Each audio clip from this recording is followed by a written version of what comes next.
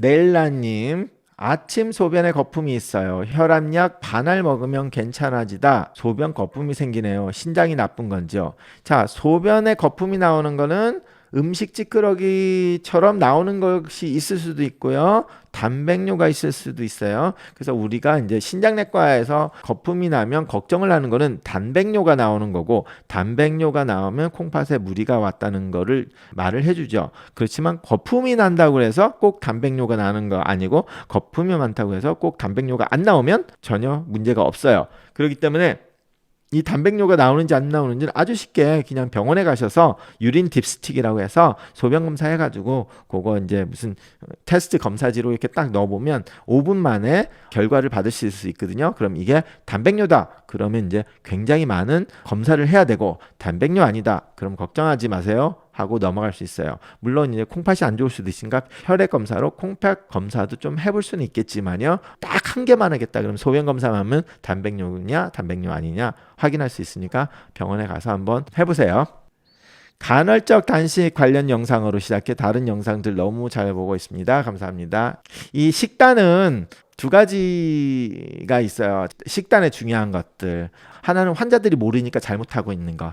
그죠? 그래서 제가 유튜브로 조금 테크닉을 알려드리고, 그럼 테크닉을 알려주면 이게 한 가지로 모든 사람이 할 수도 없으니까 내가 요거를 알려드린다고 모든 분들한테 적용되진 않아요. 그래서 자신에 맞게 조금 변경을 하셔도 돼요. 그런데 문제는 변경을 하다 보면 완전히 잘못된 간헐적 단식을 하거나 완전히 잘못된 식단을 하게 돼요. 자기는 잘하고 있다는데 못하고 있는 경우들을 굉장히 자주 봐요. 우리 환자분들 중에서 약간 머리를 좀 써요. 아, 내가 이렇게 하니까 이걸로 살짝 할까? 그러면 그 살짝 하는 게 도로아미 타블을 만드는 그런 경우가 있어서 테크닉을 좀 공부를 하시고, 그럼 내가 잘하고 있느냐 못하고 있느냐를 쉽게 알 수 있는 거는 결과물을 보면 돼요. 내가 굉장히 날씬한 사람이 아니라면, 약간 비만이나 과체중이 있는 사람이라면 정확한 간헐적 단식을 하거나 아니면 정확한 식사, 건강한 식사를 하면 어떻게 되겠어요? 체중이 빠지겠죠. 체중이 안 빠지고 있다고 하면, 뭘 빼빼 마른 사람 말고요. 체중이 안 빠지고 있다고 하면 간헐적 단식을 할 때는 내가 인슐린도 적게 나오게 만들고, 그렇기 때문에 당연히 체중이 줄어야 되는데, 체중이 안 줄고 있다는 거는 인슐린도 계속 많이 나오고 있다는 거잖아요. 그럼 결과적으로 뭐예요? 식사를 잘못하고 있다는 거예요. 그래서 체중을 보면서 내가 잘하고 있는지 안 나오고 있는지 이거를 생각을 하실 수가 있습니다. 네. 네, 비영님. 생방송 맞아요. 생방송인데 제가 이제 여기에 글이 많이 올라오니까 제가 요거를 왔다 갔다 하면서 해요. 여러분들 이런 거 좋으시면 좋아요 눌러주시고요. 그리고 구독 안 하셨으면 구독하시고 알람 기능 해주세요.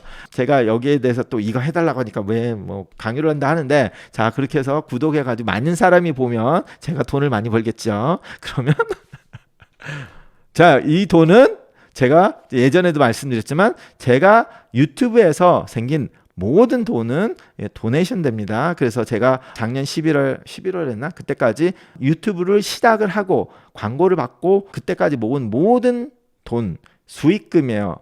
이익금이 아니라 수익금. 그러니까 나는 손해지. 내가 그동안 쓴 장비 가격 그런 것도 거기서 뺀 거 아니라 모든 수익금을 도네이션을 했고, 그거 가지고 지금 고아원을 짓는데 쓰이고 있어요. 그래서 고아원을 짓고 계신 분한테서 연락도 왔고, 그리고 지금 계속 이렇게 해서 돈이 뭐 100만 원, 200만 원씩 할 수 없으니까, 초반에는 돈이 많이 안 모여 있는데 요즘은 조금 더 나오니까 한 달에 한 200만 원 정도 들어오는 것 같아요. 그래서 1년에 잘하면 2천만 원 정도 도네이션을 할 수 있으니까, 제일 처음에는 고아원에 무조건 주겠다고 생각을 했는데 그 생각이 갈 수도 있고요. 아니면은 1년에 해마다 좀 좋은 의미에서 쓸 수 있는 데를 찾아가지고 다 도네이션을 할 거니까, 여러분들이 좋아요 눌러주면 다른 사람이 또 이 제 채널을 볼 수 있는 찬스를 많이 만들어준대요. 그래가지고 돈을 많이 벌게 도와주십시오.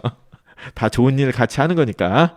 간헐적인 근육 경련이 생긴 지 몇 년 됐는데 허벅지부터 시작해서 지금은 몸통 전체에서 일어나요. 머리 전체에서 부분적으로 바늘로 찌르는 듯한 약한 통증이 간헐적으로 잠깐씩 일어나고요. 어떤 원인들이 있을까요? 자, 이거는 간헐적으로 찔끔 이런 식으로 근육 경련이 일어난다.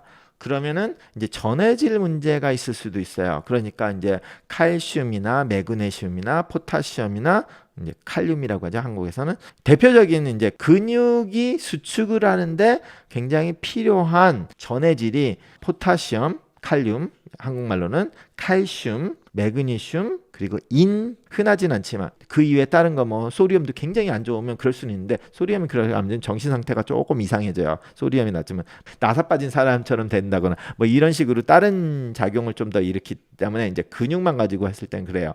그렇기 때문에 피 검사를 해보면 이 전해질을 알 수가 있어요. 그래서 보통 이제 이런 근육 경련 때문에 전해질 검사한다는 말을 안 하고 그냥 건강검진을 하면 칼륨하고 칼슘은 검사를 하는데 매그니슘하고 E는 검사를 안 해요. 신장내과는 검사를 할 수는 있지만, 그렇기 때문에 이제 그런 거를 검사해 달라고 하시든지. 자, 그런데 이제 문제는 매그니슘 같은 경우는 그리고 칼슘하고 정상 수치가 나와도 환자분들이 근육 경련을 호소하는 분들이 굉장히 많아요. 정상인데. 그래서 혹시나 몰라서 그냥 매그니슘이 정상인데 매그니슘 드셔보세요 하면 매그니슘을 먹고 나아지시는 분이 꽤 많아요. 그렇기 때문에 어떻게 해야 되냐면 쉽잖아. 매그니슘 사기 그냥 약국에서 가면 처방전 필요 없이 다 할 수 있거든요. 그래서 그냥 마그네슘 한 2주 먹어보고 낫는지 보고, 그리고 뭐 칼슘 좀 2, 3주 먹어보고 낫는지 보고, 그 중에서 남은 땡큐베리 마치 그러고 넘어가고. 그런데 이제 미래를 위해서 피 검사를 하고 정상이었는데 먹어서 나았다. 그러면은 우리가 정상이라는 하는 수치가, 대부분의 사람들을 보고 정상이라고 하는 수치가 나한테는 낮은 수치구나, 나는 조금 더 높여야 되는 사람인가 보구나 하고 드시면 돼요. 근데 그런 사람들이 꽤 많아요. 그리고 이제 바늘로 찌르는 듯한 통증이 머리 전체에 찌릿찌릿 오는 건 신경통이나 근육통에서 올 수 있어요. 그래서 근육이나 신경, 만약에 당뇨가 오래 되셨다 그러면 당뇨병성 신경통이 될 수도 있기 때문에 신경통 약 부분의 약을 써야 되거든요. 그런데 이제 이게 어떤 병을 가지고 있느냐에 따라서 말이 완전히 딸릴 수 있기 때문에 의사 선생님 보고 한번 상담을 하세요. 피 검사도 해봐야 되고.